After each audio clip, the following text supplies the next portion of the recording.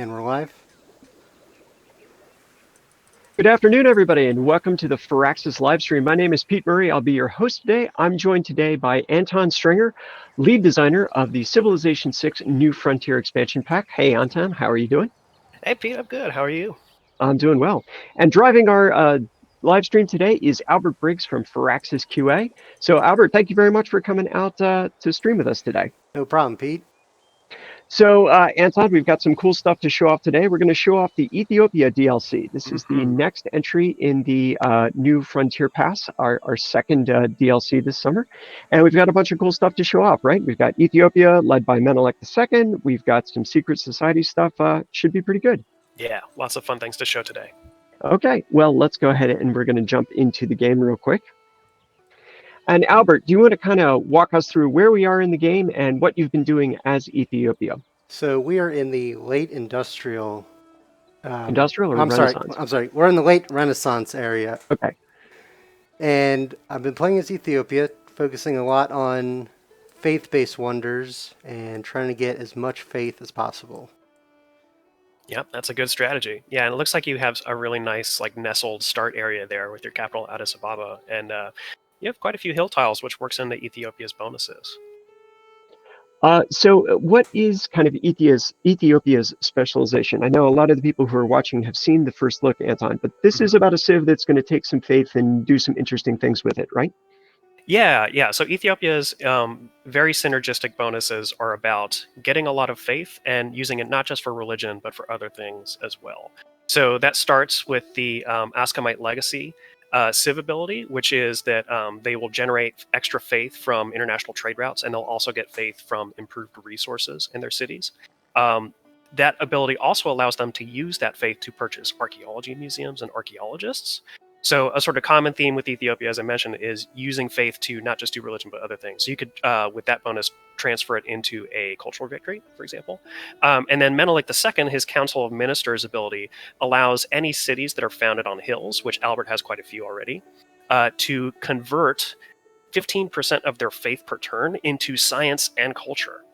So again, it's a way to sort of leverage very big faith, really good holy sites and stuff like that into other areas of the game.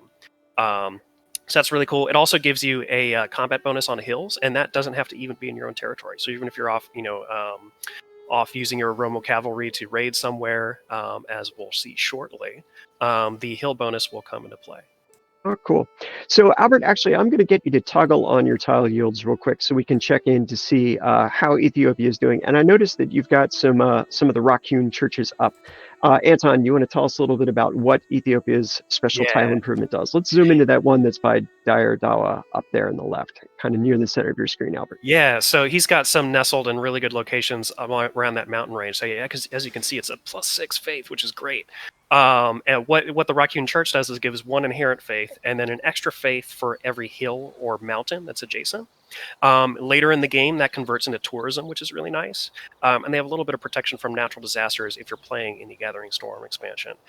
They can't be placed next to each other, so they're kind of like other improvements like the Chateau in that way, but they're quite powerful. And again, it feeds into, depending on which city has ownership of the tile, it feeds into that, like 15% conversion into science and culture as well, which is quite nice. Very good. All right, so Albert, you've got a pretty good setup here, a good start going. Two things. What is your plan? What are you going to do next in this game that we're looking at right here? So my plan currently is, I've pretty much set up a nice faith economy at this point in the game, so I'm just trying to accumulate. I'll say, almost 10,000. Yeah, almost 10,000. QA, everyone. Congratulations. Trying to get as much as possible, and then later on, when my secret society will come into play, and maybe I'll be able to flip Kumana via loyalty. It looks like you've got a good spot for it. So it looks like you've got two of the Oromo cavalry there. Let's take a look at those real quick. So Anton, you said part of Ethiopia's bonus is that they fight well on hills, and the Oromo cavalry really kind of feeds into that, right? They're even better at it, right? Yeah. So part of the Oromo cavalry's bonus is that they get free movement over hill tiles, so that not only do they move better over hills, but like all Ethiopian units, they get a better combat bonus in hills, and they also get to see further. That's not really coming into play right here because we already see into Simon Bolivar's territory there, but they make really great scouts. They can see danger coming, etc. And this ties into a lot of what Menelik II was all about, was sort of pushing back colonialism. And there's this famous military battle where Oromo cavalry played a huge pivotal role, and they're a very important part of Ethiopian history. So yeah. Very, very cool. We have a question from chat. Do the bonuses from Rock-hewn churches stack with the mountains, or mountains don't have a yield per se, but do they help the yields? Do mountains help the yields of the Rock-hewn churches? Yeah, maybe I wasn't super clear in explaining it. So the way it works is that the Rock-hewn church itself gets +1 faith for every adjacent mountain. Gotcha. So the mountain itself doesn't get better yields because normally, unless you're like playing Inca or something, you can't work the mountains. But it's kind of similar to districts, right? So just like holy sites get some adjacency bonus from mountains, Rock-hewn church will get +1 faith for every one adjacent mountain or hill. So like if we dig into that 4 faith one right there, they got 2 mountains to the north, a hill to the left, and it has 1 inherent faith, so that adds up to 4. Gotcha. Okay. Well, let's go ahead and we'll continue to kind of unfold the situation here. You've got your warrior monks. Looks like they're. Did you get those as part of your religion, or did you? Oh, you got those from the wonder that you were building out. Yeah, cool, nice. So some extra military force to fit with our faith. Yeah. So Ethiopia is quite nice. It's nice to found a religion and be able to pump faith even more. And it looks like you have founded your own religion. I can't see exactly where your holy city is, but it looks like it's in the north there. It's a very nestled and protected religion, which is quite nice. Pretty insulated from missionaries and whatnot. You've also got one of those magic basin campus sites in Dire Dawa. I guess if you want to expand later on, you could drop a really great science district right in the crater. Oh, yeah, right. Yeah.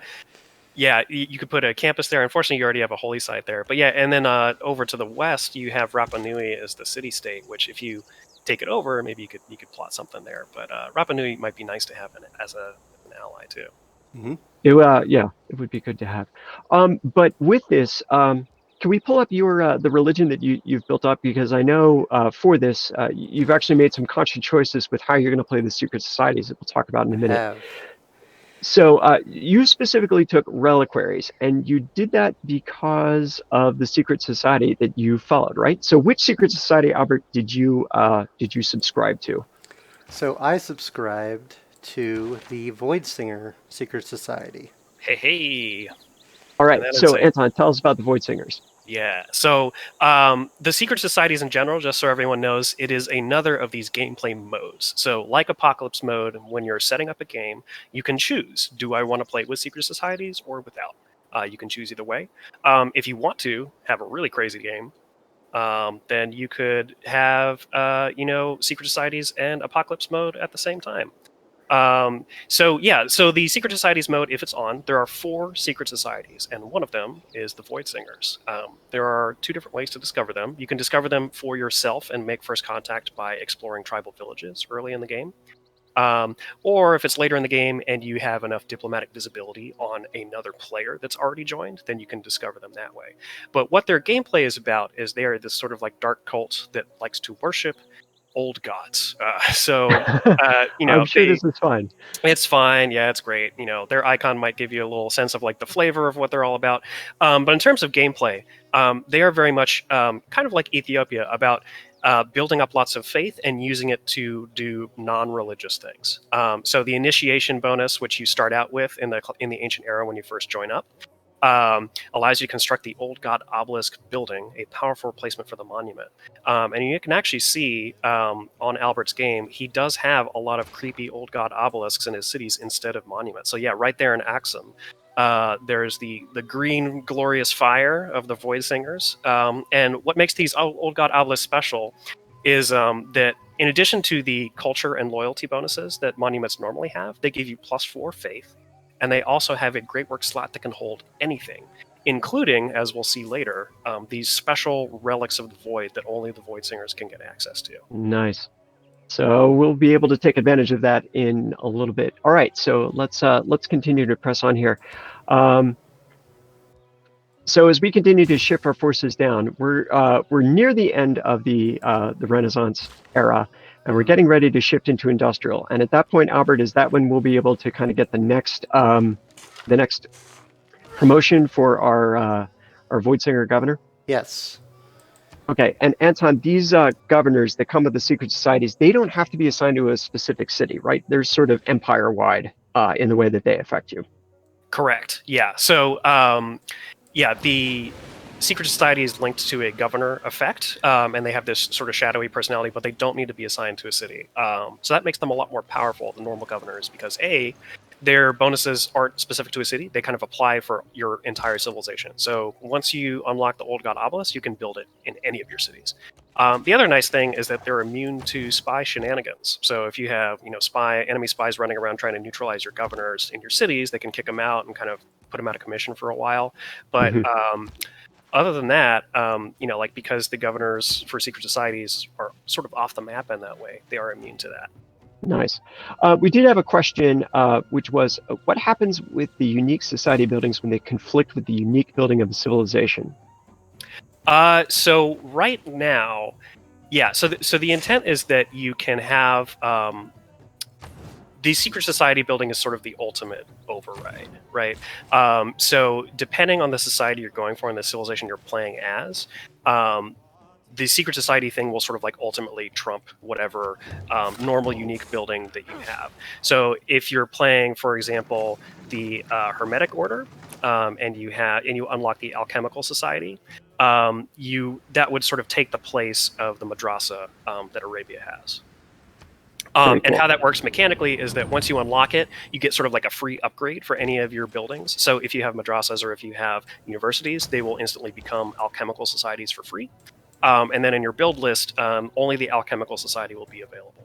It is sort of like a bit of a conflict, and there is some strategizing around which civ you're playing as and what secret society you want to sign up for. So Albert here, because he's playing as Ethiopia, which has a lot of really great faith generation bonuses and is already able to leverage faith into other game systems. The Void Singers are a really great synergistic choice because that increases the faith generation with things like the Old God Obelisk, and it also allows him to use faith to purchase the cultist units that are coming up in the industrial era.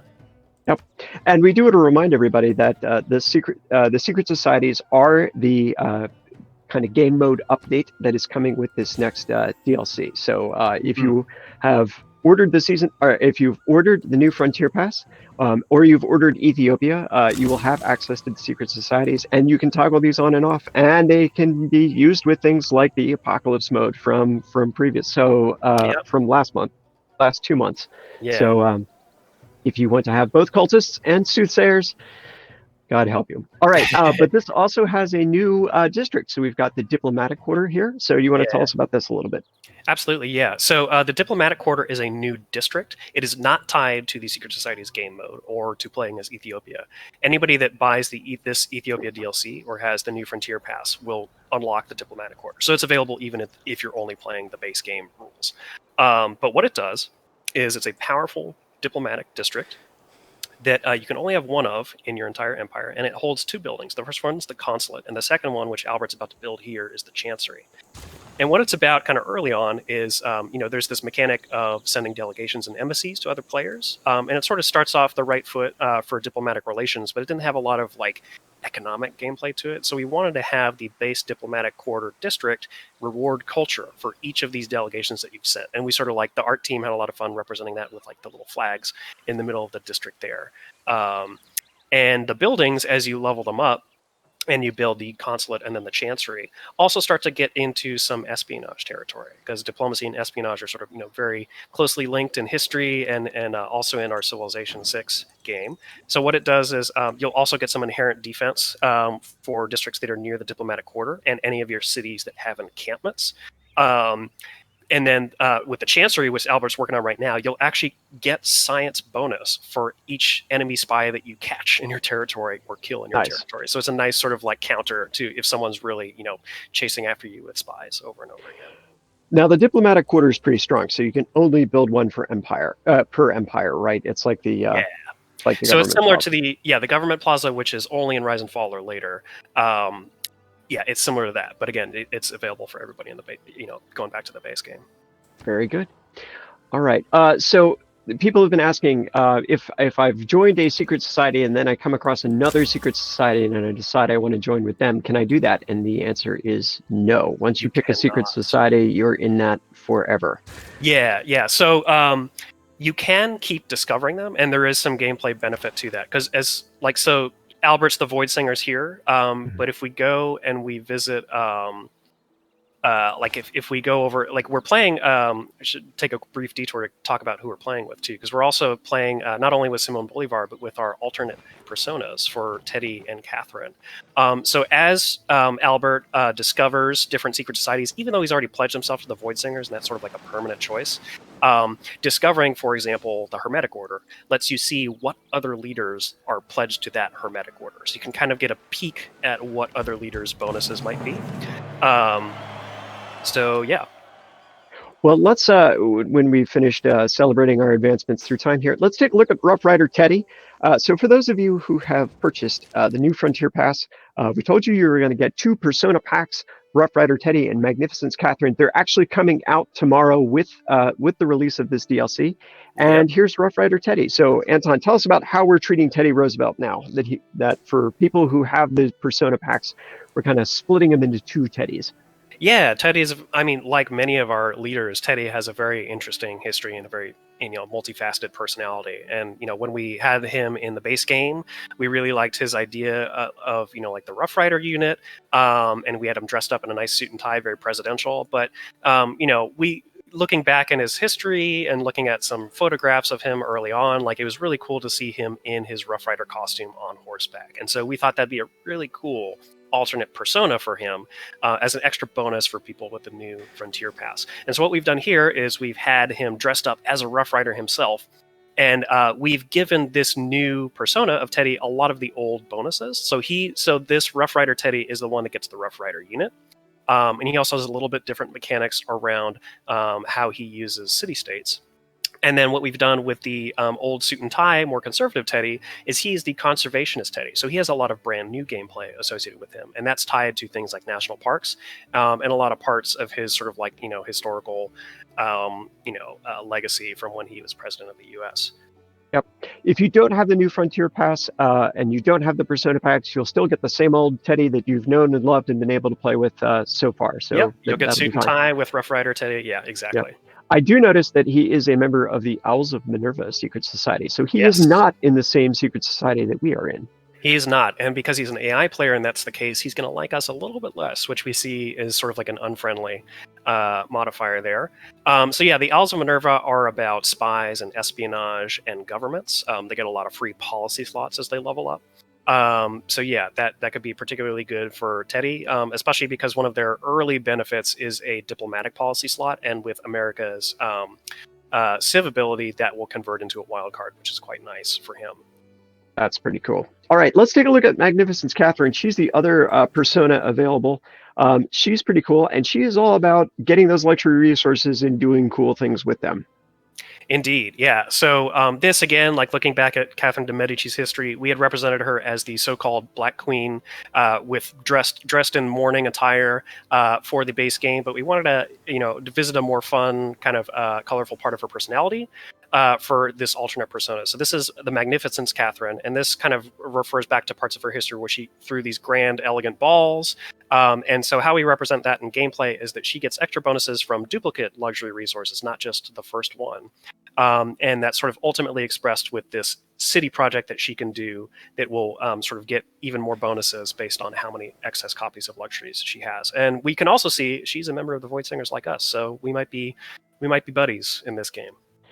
Well, we'll talk more about how you can use the secret societies with other civilizations and other leaders as we're going through all along. But let's jump back into this. So, if we were playing against Menelik, people have wanted to know a little bit more information about his agenda. Can you tell us kind of what he's trying to do when he's playing the game? For sure. So Menelek's leader ability, I mentioned, is all about hills. So it's founding cities on hills will convert your faith into other yields, and units that are fighting on hills will get combat strength. And his historical agenda reflects that. It's called Ethiopian Highlands. So the AI behavior is to focus on building cities on hills tiles, as you might expect. That's quite advantageous. He will like civilizations that build cities away from hill tiles because he sort of sees the hills as sort of his territory. But if you do start building on hills, then he's not going to like that. So that's what his historical agenda is about. It's tied to the sort of hills terrain and whether your cities are on it or not. Gotcha. All right, so Albert, where are we in the game? Talk us through what we're about to get back into. So we just entered the industrial era, and I have unlocked the next level of my secret society. Let's go ahead and we'll promote our governor then. And okay, tell us about what's going to happen now. Indoctrination, yes. So what this lets us do is unlock the cultist unit. This unit is purchased with faith, uses charges to reduce loyalty in foreign cities, and generate, as I said, those relics of the void. A quick aside on sort of how these governor promotions work too. We thought it'd be fun to preserve some of the mystery. So if you don't want spoilers, maybe don't look at the promotions just yet. But yeah, so there's some really fun kind of smoke effects in the UI and stuff like that.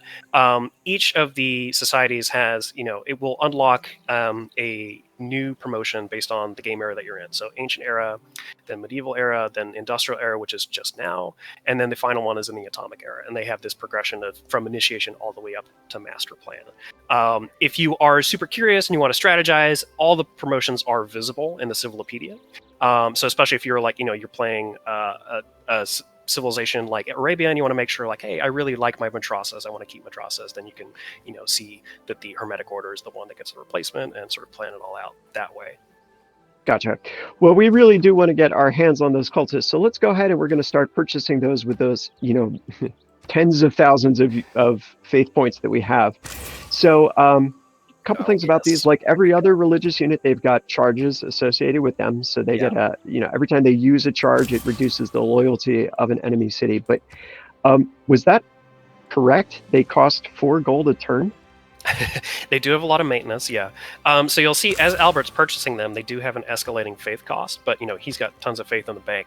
So we didn't, because we did a lot of playtesting around cultists and tuning of their numbers about how much faith exactly do they chip away at enemy cities and things like that. And one of the sort of determinations we made during playtesting was having a huge standing army of cultists just like ready to go at the drop of a hat was quite powerful. So we wanted to have a drawback to that strategy. So they do have a pretty steep maintenance cost. They're meant to sort of like be trained and go out on the battlefield as soon as possible. And one of the advantages to that, or one of the, their active ability that's really fun is to chip away at the loyalty of a city. It can potentially cause it to become a free city, which you can then take over with your own loyalty or with military force. But really, like the sort of like best long-term benefit of the cultists are these relics of the void. So whenever they perish, whether it's from using up all of their charges or from getting squished by an enemy military unit, either way it's a win-win for them. They sacrifice themselves to their elder god and they are happy, and they give you a relic of the void, which gives you some faith and some tourism, and especially with Albert's early reliquaries pick will be quite nice for his sort of like long-term culture victory strategy. So you can think of them as like, they're about going out and causing chaos and disorder. If you get a free city out of it, that's great. But even if you don't, it's still good. You get some relics. Yeah. And then Albert, actually, you had part of the advantage of working with the QA team is that they think of the things that I generally don't think of as oh yeah, I'll say not elite level Civ player, but Albert, you were pointing out these the cultists actually move around as a support unit. Technically, they're a support unit, and so you were telling me it is possible to kind of protect your cities by using support units as blockers. Correct. Yeah. So, like for example, we're heading towards Grand Columbia there, but I think he has some Commandante generals and some other support units, some other maybe even military units that could sort of like try to block the way if he sees what's coming. Right.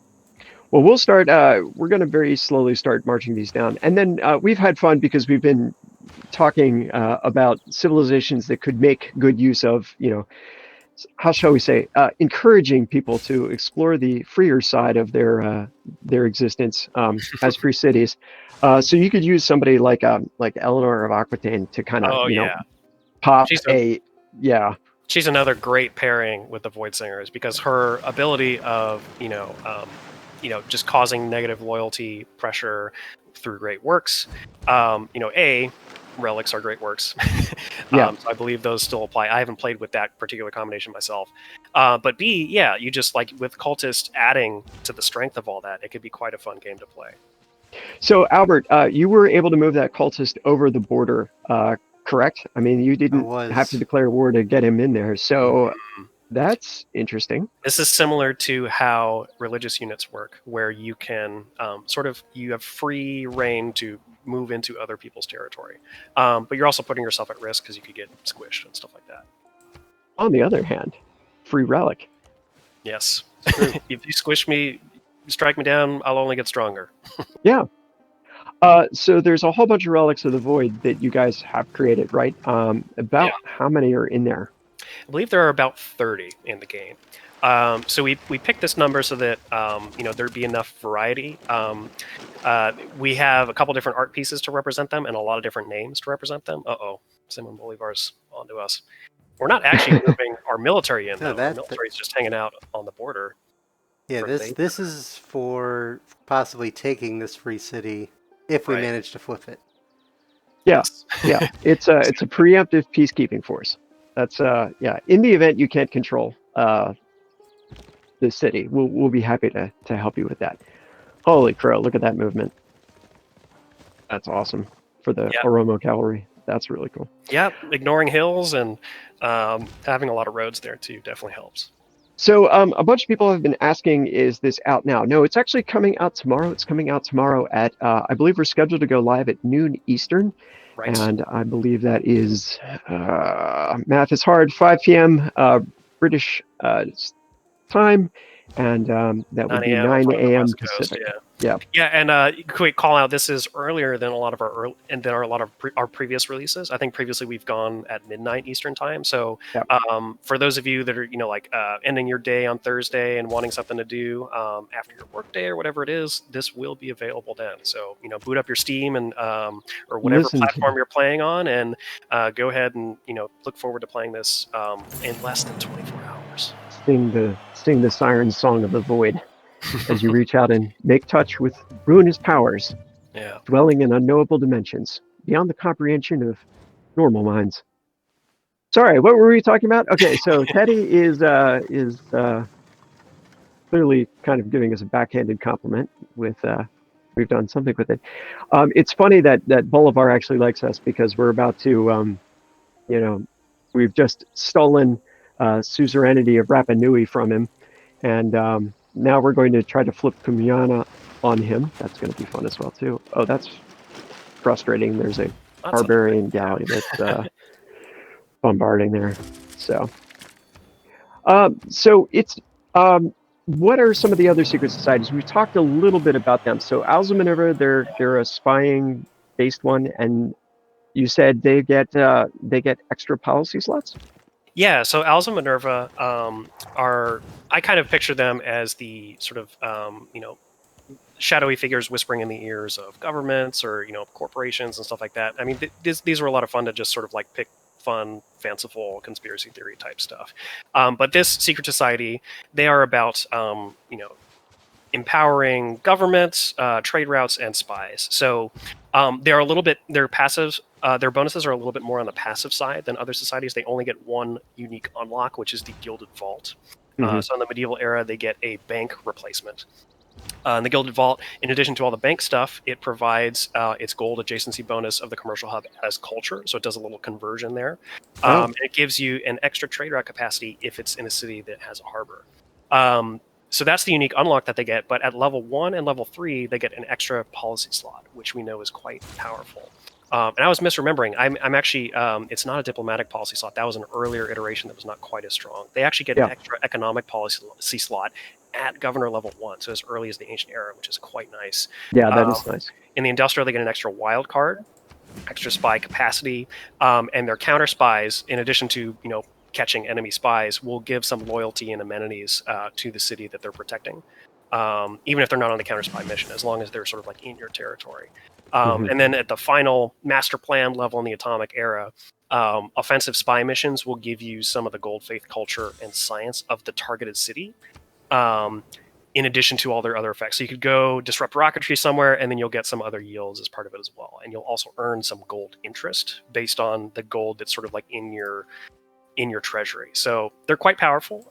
Yeah, and like the way we like to think of and balance these, each package of Secret Society bonuses, there's 4 levels, and similarly, civilizations kind of have 4 different types of bonuses. Like Ethiopia has its leader unique ability, its civ unique ability, its unique infrastructure, the Raccoon Church, and its unique unit, which is the Oromo Cavalry. So we try to think of secret societies kind of in the same way, where they have 4 quite powerful bonuses. You don't have them all right away, but they sort of unlock over the course of the game. And in terms of strength, we did want to kind of experiment, because it's a mode, because it is more fanciful. Hey, what if the bonuses of a secret society defined your civilization and your playstyle while this mode is active almost as much as your civilization itself?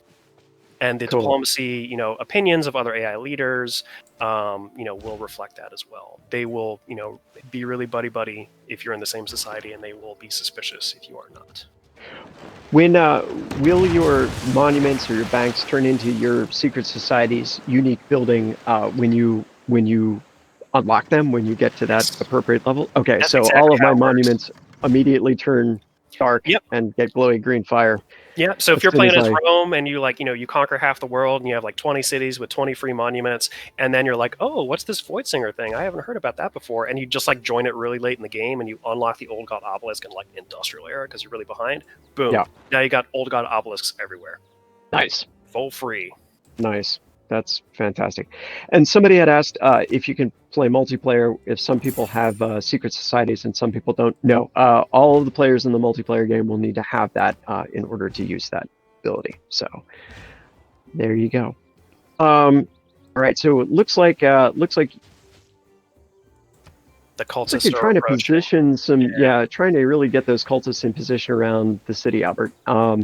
So the advantage is the city he's going for is, it's a low population. It's on the fringes of Grand Columbia's empire, so it's not going to have as much loyalty strength per turn as some of the more core cities. The disadvantage is, you still do, the cultists only do 10 loyalty damage per turn, and so you might need like a partial or a full surround. So now he's got 4 cultists kind of surrounding it there. So if we go to the loyalty lens, looks like they're making 8.7 per turn, and each charge will do 10 damage. So basically, we got to do 1 charge just to kind of keep pace, and then 3 more charges will bring it down by 30 or so.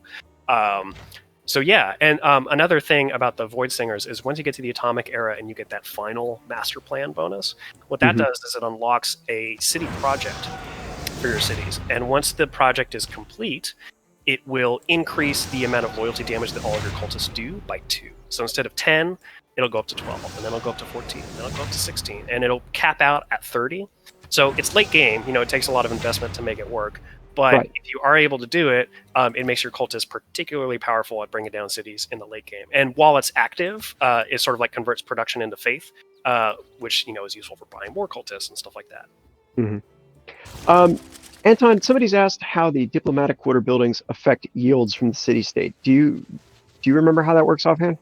Right. So the way that works is that before we had, the sort of second and third level of city-state envoy bonuses were, if we go to the city-state tab, we can see that in action. So the second level envoy bonus will give culture for the buildings, but it will also apply to the consulate building. So the diplomatic quarter sort of like is a supercharged hub of receiving bonuses from all different types of city-states. So like the culture one, it's art museum, archaeological museum, consulate building. But then if we go over to the militaristic city-state right below that, the consulate building is also a recipient of that +2 production towards units. So it's sort of like the wild card recipient of a lot of envoy bonuses. The reason we liked this is because the emphasis on having a number of buildings are spread all the way across your empire, and like the more archaeology museums and the more theater square districts you had, the better your city-state bonuses were. We thought that balance was a little bit off, so we took this opportunity to, again, if you have this DLC and if this diplomatic quarter district is in the game, it's sort of like a what folks in Civ 5 or even early Civ 6 will remember as sort of like a wide versus tall balance sort of thing. So the diplomatic quarter is sort of like a more of a tall strategy, where like if you really invest in this powerful diplomatic quarter, you unlock the the civics that will allow you to build those buildings. It becomes this powerhouse of city-state bonuses. Gotcha. Okay. So we've been chipping away slowly at the loyalty of Kumana there, which is fantastic. We'll continue to do some maintenance on this side. This is fun. I'm hoping that we'll get a chance to see some of the relics of the void as we continue to our writer had a sing lot our of fun song. coming up with some of the names. And there's some fun Easter eggs in there for sure. Maybe we'll see. Yeah, when we were doing the test for the live stream, we were laughing at them as well too. There was some good choices. All right. Come join us in the void. I know. Exactly. Yeah, so after all right, one more turn, and we'll be able to... One more turn. I know, that's going to be fantastic. So, Albert, actually, we have not mentioned one of the other secret societies. So we've talked a lot about the Void Singers, we talked a lot about the Hermetic Order, or we've talked a lot about the Owls of Minerva, but we haven't talked about the Hermetic Order. Why don't you tell us about those? Yeah, so the Hermetic Order is my personal favorite, actually, in terms of gameplay and in terms of the flavor. They are these sort of like mad scientists and alchemists of the world. So they have like really strange theories about where energy comes from and about how you can transmute one thing into another. So what their first bonus is I think is particularly cool. They actually unlock a unique resource. There's this pseudoscience out there where there are people that are like, hey, the energy of the earth, man, it like converges at these different points, these ley lines. So what we did for the there's our first relic void. There's our first relic. Instructions for the Kumantong. Yeah, I'll let you all figure out what that is. It's really disturbing. Yes.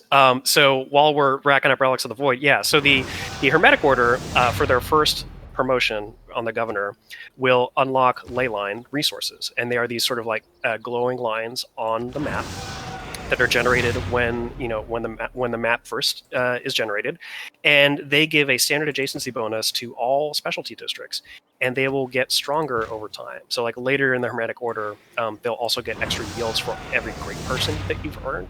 So the Hermetic Order sort of becomes around about like settling near ley lines, constructing districts next to ley lines, and really capitalizing on that part of the map. And other players who have not joined this society are like, why are you all like going around this weird desert tile? Like, I don't understand. So it's like, quite funny if you don't see what's going on. And yeah, it's quite fun. And they get the Alchemical Society university replacement, which I was talking about earlier with the madrasa. Yep. So we've just managed to completely flip the loyalty to that city. It should revert to being a free city this turn. We also got to see some of the cool there it is. Artifact. Wow! But it looks like Bolivar's exerting enough pressure on it that it's probably going to be able to recapture that if we just let that be. But we are now up some relics. So, Albert, if you pull up the Great Works menu for a second, people will be able to see those relics are in there. So, yeah. Oh, yes, in the your Temple has something has weird. The Journal of Next Year's Dreams or the Book of Dead Names on display, because of course. So they'll start generating, faith and tourism for people, which is pretty fantastic. So that's going to be the basis that we start building on for that. So Albert, let's take us back into the game real quick. You have your monks and you have your Oromo cavalry, and you've got a knight unit ready to push into Kumana. But do you want to do you want to push this on, or should we kind of jump forward a little bit in time and show people how things might look by the end of the industrial era? Yeah, I think it might be good to maybe jump forward a little bit. Okay, so we'll take a minute and we're going to get set up for this next save. And again, I want to remind people, you're watching the Civilization 6 New Frontier Pass stream. We are playing the Ethiopia DLC. That's coming out tomorrow at noon Eastern, 9 a.m. Pacific, 5 p.m. British time. This is inevitably believe the time of year where we've gone to daylight time, and I can't remember whether or not Europe Also, has or not. time's So. weird because like days blur together. We're all working from home and streaming from home, so Yes. time is illusion. Yeah. That's what the old gods tell us. I think the Void Singers have been getting to you. So I'm joined by Anton Strenger, who is the lead designer for the New Frontier Pass. And driving today is Albert Briggs. We've got Firaxis is in the channel as well, trying to get your questions to us. And our usual driver, Carl, is there in chat as well, too. Hi, Carl. Sorry you couldn't be with us today. So okay, we're back. Tell us about what we've got going on now, Albert.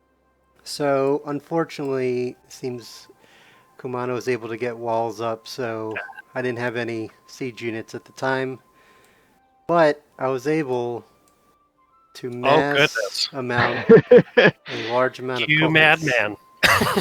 I think this is going to go very, very well. That's the capital. No wonder Kumano wasn't going to fall from our loyalty. It's got a lot of pressure coming. I'm sure it's got a lot of loyalty on its own, too. Like, how much loyalty per turn is it making?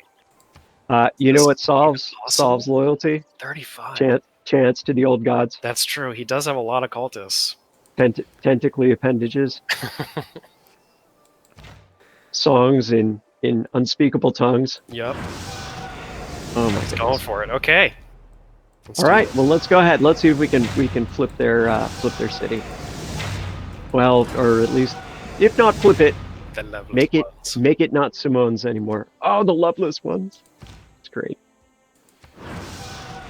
So, because this is their capital, this is going to take a fairly concerted cultic action to get this up and running, right? Yeah. So what Albert's doing is making sure he kind of like can maintain enough of a surround on the city so he can get his max 6 charges in every turn, because it's going to take 3.5 just to get back, just to keep it steady, and going to keep chipping away again, because we don't have that old god summoning or dark summoning ritual city project that comes in the atomic era yet. So we're having to make do with our 10 per charge. And other processes like standard espionage, loyalty reduction, things like that. That's true. Yeah, spies can definitely help out and to push the needle a little bit more alongside cultists. Yeah. And as we mentioned before, Eleanor can be quite useful in that as well. Yeah, that's I really want to try that. I know we've been talking about that, but now I really kind of want to try it. Do it. Not on a high difficulty. I just kind of want to enjoy the process of pounding on. So one of the things that's come up that people have talked about is that some of these abilities seem really strong, but that's by design, correct? It is, yeah. This is sort of a fun experiment for us, and we do really value the balance of our game, and we have play-tested secret societies a lot. I think we had these long email threads between me and the designers and Albert and Carl and the rest of QA, going through 5 or 6 different versions of all the bonuses of all 16 bonuses of the secret societies, making sure that they carefully balanced each other, that they had sort of counters that were interesting against each other, that they had interesting synergies with particular civilizations and playstyles. But like I said earlier, their strength, I would say, the goal from early on was that by the time you get the 4th promotion, which again only comes in the atomic era, they are, the full package is roughly the same strength as a full civilization's bonuses. And we thought that would be really fun. And that, we have done systems and things in the past where the bonuses are a little bit smaller to kind of, not disrupt too many of the other systems. But Secret Societies is a kind of mode where if you're playing with it, it does sort of take the spotlight a little bit. And again, that's why one of the advantages of having it as a mode is that you can try it out if you really like it, play multiplayer with your friends with it. It's really fun. But if you want to go back to more of a traditional approach, then you can turn it off. So yeah, they are stronger on the stronger side by default, kind of and by design. But not all the modes are like this, right? The Apocalypse mode and the Secret Societies mode are quite dramatic. But a lot of the modes coming up are not fantastical at all. And they are designed to be kind of left on in the background and affect turn-to-turn historical traditional games in a much more sort of like universal way, I guess is how I would say it. That makes sense. So got a couple of things. People have asked, how do you defend against cultists? I mean, you can declare war on them, in which case they're not going to be grinding away at the loyalty of your cities, but when they do die, they're still going to be generating those relics. So, to some extent, you can't keep a good cultist down, because that's going to translate just into additional culture and faith Right. as Yeah. well. I'd say the best defense is a good offense. Declaring war and making sure that the cultists don't come to your city gates. Also, just having a strong loyalty game. Bogota is pretty strong as the capital here. So you can see how much of an effort it is for us to kind of put this here. We'd mentioned earlier that you can sort of kind of preemptively move units in the way to try to keep the cultists away. Keeping an eye on what your neighbors are doing and what the geography is like, who's a void singer, who's not, is a big part of it. But yeah, ultimately, striking down cultists does give the old god or the relics of the void, but there are only 30 of them in the game. So once it reaches capacity, they might not have enough slots, even though they have slots with the old god obelisks. Yep. So after a while, taking down cultists is really just the best way, the most reliable. So is this it? I mean, Albert, are we about to flip the city? We looked like we were down to 20, and then Yep. Looks like we're about to do it. Let's kick it over. That'll be great. That should mark it. Yeah. Excellent. And you can do other charges just to get closer to just more to really, really, drive the point home, as it were. So we'll wait till the start of the next turn when the game does the calculation, and go from there. That's going to be a lot of fun for that. So, which society did you say was your favorite, Anton? My personal favorite's the Hermetic Order, yeah, the sort of alchemists. I really like the way that the ley lines change how you play the game and where you settle and where you build districts. And I'm just a sucker for a good alchemical society building. Our team had a lot of fun. Oh man, there goes the capital. There goes Colombia's capital. We have taken Colombia's capital and we've turned it into a free city. So that is definitely going to put a damper on Bolivar's ability to pursue any sort of coherent endgame strategy at this point, right? Yeah, that's pretty rough. Now, Albert, what difficulty are you playing on? So currently I'm playing on Prince difficulty. Right, but we did this specifically so that we could set up an interesting live stream, and not so that we could. Streams. Yeah. So that's something else you'll see as well.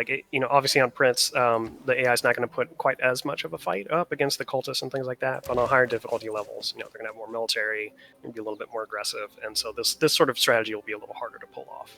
Yeah, I mean, no less enjoyable, but for sure, still a little harder to pull off.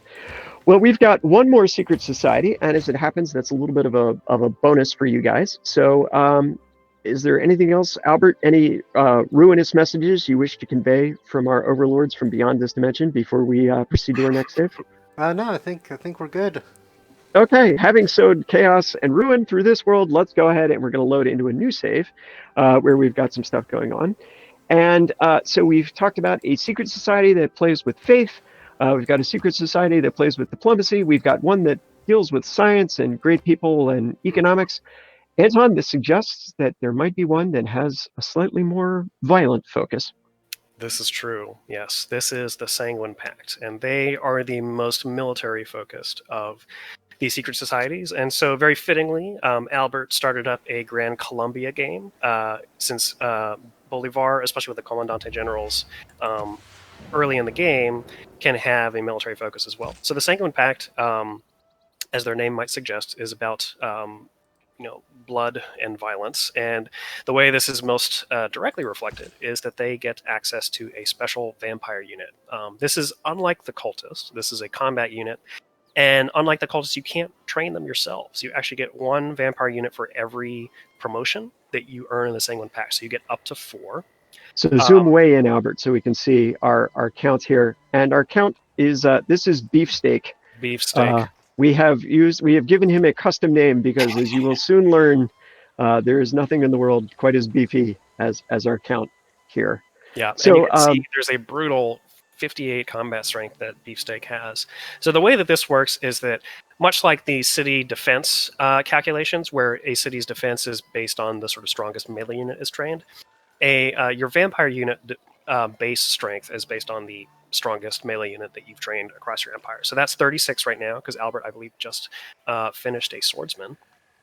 But as the vampire sort of stays on the fringes and of combat, anytime a unit next to the vampire dies, it will contribute strength to the vampire permanently. So we see that in the combat preview there. I think we're getting like an extra plus 10 combat strength from nearby barbarians that have died near the vampire, right? And that, similar to unit XP, it's capped, and Albert has already reached the cap, so you can't just like farm that over and over. But he's also getting in a little bit extra from other, like major civ units that have died near the vampire. So that is a whopping 58. And again, this is a testament to our internal QA's prowess, and also that we're playing on a lower difficulty just to kind of show off how cool these guys are. So Albert, tell us a little bit about this game as it has progressed in the beginning. Since the beginning. I started off kind of opposite to the Ethiopia game, where I didn't really have. I had a lot of open land and not many city-states to handle barbarians. Mm-hmm. So I was able to get a vampire unit very early, and they were able to beef themselves up a little bit and really defend my capital early game, and allowed me to expand. And I just happened to wander over here through my exploration. Across the desert. Across the desert into America, and I noticed that they unfortunately did not have walls. Oh, and of course for Teddy, there's nothing quite as terrifying as watching an army led by the undead marching across the desert and immediately laying siege to Boston. But it looks like he's for America here too. Like, we're playing against Teddy and not against Abraham Lincoln, who might hunt vampires. So they're very vulnerable to our shenanigans. Yeah. So vampires pretty tough. You cannot combine them in cores of armies, correct? You're only going to get a very small number of them over the course of the game, correct? You only get 4. You cannot train anymore, and they cannot form into corps or armies. But what they can do, which Albert has done here, is pair up with a Commandante General. So this is this is just the most hilarious image in my brain of Count Beefsteak being like, "Come, you must come, Mr. Commandante General. We're going to go fight." And the Commandante General is just on horseback, being like, I don't know what this is. So he's by the book. Vampires just out causing chaos everywhere and wants more blood, and it's just they're a funny odd couple pair. But so they the Commandante General is obviously a great pick here, because he's giving +1 movement to the vampire and some combat strength as well. Grand Columbia is giving some movement as well. So it looks like France is going to try to impede on our conquest of America. So looks like Albert. We're going to invade them back. Yes. Oh, yeah, it's more juicy targets for us to feast on. So the vampire is going to sort of gain all that combat from units that die adjacent to it. The vampire doesn't have to kill them. They don't have to be killed by friendly units. They just have to die next to the vampire, correct? Right. He just sort of absorbs the energy from, as we'll see here, units that die. Now, in this case, the vampire is actually attacking into an enemy tile. So I don't believe it procs the bonus where he'll get more combat strength personally. He's more he'll get strength if he sort of conserves his strength on the sidelines of the battle and observes battle nearby. So having friendly units die next to him or enemy units die next to him, but he's not the primary aggressor. Right. Another way to do this is depending on how France's attack goes here. Oh, it looks like they're going for Boston. The vampire could just stay on the fringes of 2 other people fighting and just absorb the energy from the battlefield. That would also work. And as tempting as it might be to leave Beefsteak here to kind of ask everybody if they've finished with that corpse, that catapult is unguarded basically, and that's a pretty juicy target. It'd be pretty fun to take that out. Oh man.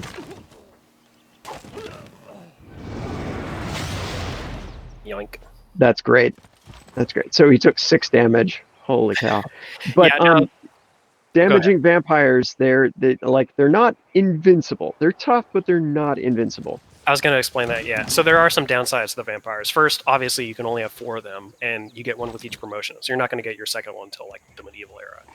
The other downside is that they heal much less over time. They're going to have less passive healing every turn. They can mitigate that by pillaging. Every time they pillage, they get an extra 50 hit points healed. So that's kind of how they can kind of keep moving on the battlefield. And then they do have this sort of like limited immortality. If they would die, they will instead teleport with 1 HP back to the capital, or as we'll see in a little bit, to a nearby vampire castle. So we only have the first initiation bonus right now. And yeah, Albert's doing some shuffling to make sure that he can retain Boston's loyalty. But yeah, so like, but you know, they will retreat with 1 HP. If they are destroyed in one of their castles or in the capital, it's sort of like driving a stake into the heart. They will die permanently, and you cannot get them back. They will also die from comets in the apocalypse mode, and they can die from nuclear weapons as well. So they're not. They are quite sturdy overall. Yeah, and they're going to be around for a while too. So you're going to, if you are going with the Sanguine Pact, you're going to get one of these guys, and you're going to shepherd them lovingly as you march them across the map, feasting on the corpses of your opponents. If you're into that sort of thing, that is an option that is available to you. Yeah, and it takes some, effort and investment to really make the vampires shine, as Albert has demonstrated here. Playing a military game, obviously where you're in combat a lot, will give them those bonuses to strengthen them up. Obviously, keeping on the frontier of military development as well, because their base strength is based on the strongest melee unit. So if you're behind in the science game or in the production game for making advanced military units, they're not really going to be that tough, and they're not going to do you much good. All right, and like we're holding on to Boston here pretty well.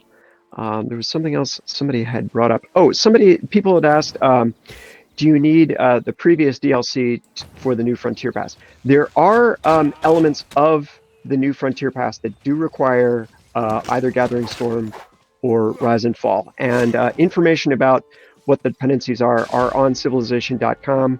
And in some of the other things that we've talked about. Right. So make sure that you check that out. If you have been keeping up and you do have the expansion packs, you will be able to use all of the features that are there. Yeah, the rule of thumb is that some of the modes rely on expansion systems, but all of the civilizations and all of this new content like the Diplomatic Order, that is available even if you only have the base game, as long as you buy the DLC by the pass. So for this Ethiopia pack, even if you don't have the base game, if you buy the pack, you get Ethiopia. Yep. And you also get the Diplomatic Order. The exception is the Secret Society's mode. Again, because we're making heavy use of the governor system and the loyalty system, it requires that you have either Rise and Fall or Gathering Storm in order to play the mode. Okay. There you go. All right. So how far are we? We're getting near the end of the classical era. Albert, how many turns do we have left? I lost track. Oh. So we Are we still in? Yeah, we are about to enter medieval. Okay. 2 more turns. Okay. 2 more turns. Yeah. Cool. And once we get to medieval, we'll be able to unlock our next Sanguine Pact effect. Which is cool, and we do want to make sure that you guys get a chance to see that. But I'm really kind of enjoying watching Beefsteak run around and just eat Teddy Roosevelt's armies. It's kind of amazing. So we were having some fun with talking about how we were going to show off the Sanguine Pact and naming all of the really conquest-focused civs and what might be fun to show them off with. So, vampires in Macedon, vampires in Mongolia. It's this is really, if you are one of these conquest players, this will work well with almost anything. Yeah, and it's sort of like a refreshing change of pace as a conquest player to, instead of focusing on sort of like the careful, sort of tactical shuffling of, armies and generals and zone of control, having, it sort of shifts the focus to a more, like having a few super units and really trying to make sure that everything feeds into that part of the strategy. Yeah, kind of like the Void Singers do for the religion game. It sort of like freshens the approach that you might take for a conquest or a domination game. Oh yeah, and So, Albert was able to heal back to full by taking that farm there. Yeah, he pillaged the maze, and Teddy is like, "Oh please, No. oh, you're so mean to him. You're so mean." Oh, Boston just reverted to becoming a free city. Oh, maybe that's not the end of the world. Yeah, no, it's going to go back to America unless we take Charleston first. We'll see. But... I was going to say, Oh, okay, no, and now we're in the medieval era. And it's going to be time to promote our governor from the Sanguine Pact, which will be kind of cool because we'll get to show off their next promotion. Yeah, so second promotion, so we get a second vampire unit, and we get to start constructing vampire castles. And then we get a little preview of the indoctrination thing that'll come later. There are some passive combat benefits that vampires will get. Let's actually go to our new vampire unit in our let's check capital it out. because you can actually see we've just like for rock bands how they have a random name generator. There is a there's a random name generator for vampires as well What too. shall we call you? Peter von Toad. What are a couple other ones? Yeah, Lady Voltaire. That's like a that's crazy. I love it. I love it. There's so many. Yeah. Awesome. So once we pick one, we can make one of our shiny new vampire. Yeah. Castles. So let's see how this vampire castle thing works. I'm curious to find out. We'll move. Looks like we're gonna have to wait until next turn. But that's okay, because Beefsteak is gonna run around and he's gonna free inquiry. Sure. I inquire what you taste like. Oh my god! And yeah, science to keep on the frontier of he's got military tactics coming up, so right. Make sure that base military strength stays high. That's awesome. Oh, you're gonna shoot me with arrows? How cute! Oh, arrows!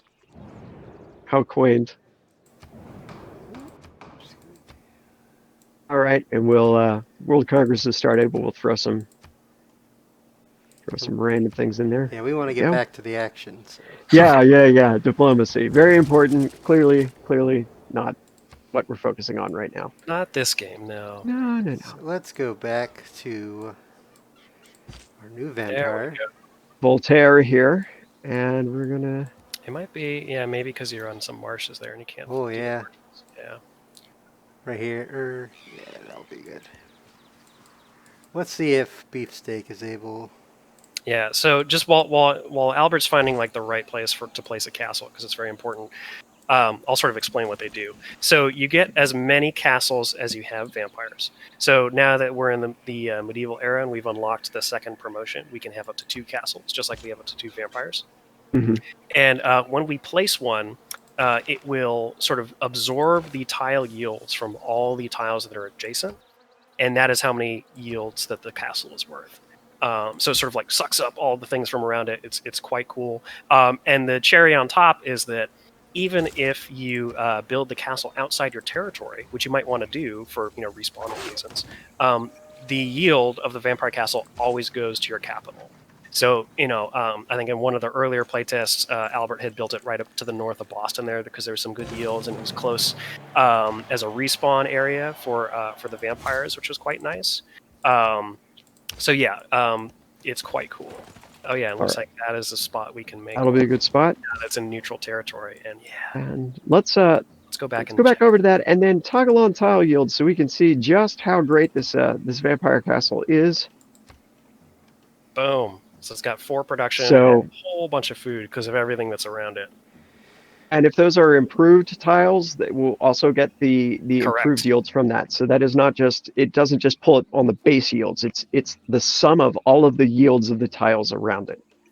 Yeah. And this was actually a really good example of how important playtesting is to our process. Because initially, we thought, hey, the Sanguine Pact should be a military focused secret society, and it was great, and we had the vampires working and everything. But Albert and Carl and the rest of our QA were like, well, like if you're not at war constantly with everybody, which even if you're going for a domination playstyle isn't normally the case. It's really tough because compared to the other societies, there's not really a lot of economic benefits. So having this idea of a vampire castle that had a military focus, but also allowed for some economic powers as well, was a really nice iteration that made the society as a whole a lot more fun to play.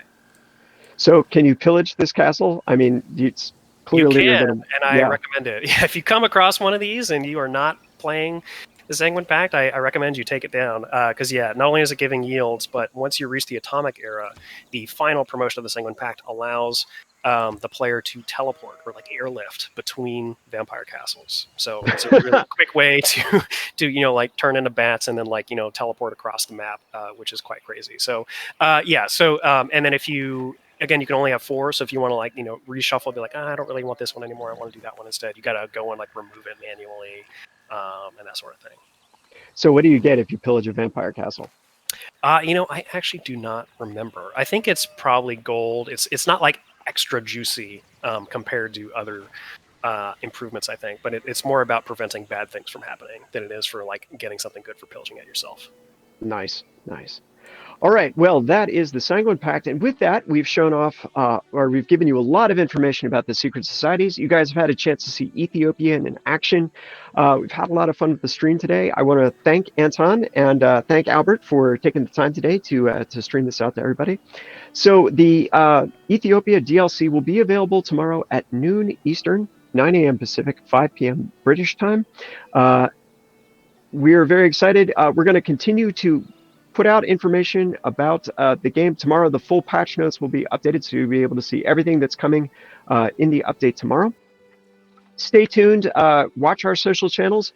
Watch civilization.com. We're going to continue to bring out more information through this year with the new Frontier Pass. My name is Pete Murray. I've been your host today. Thank you very much for watching, and we will see you guys next month.